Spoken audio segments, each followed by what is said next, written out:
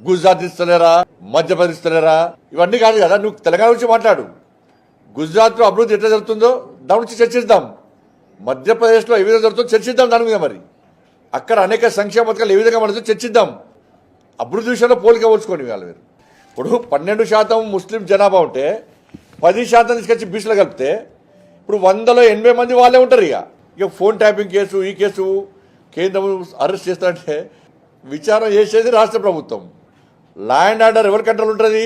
రాష్ట్ర ప్రభుత్వం కంట్రోల్లో లా అండ్ ఆర్డర్ ఉంటుంది. అరెస్టులు చేయాలన్నా మీరే వేయాలి, విచారణ చేయాలన్నా మీరే వేయాలి. మీకు చేతనైతే లేదు, చేతనప్పుడు ఏం చేయాలి? సిబిఐకి ఇవ్వమని చెప్పి కోరాలి.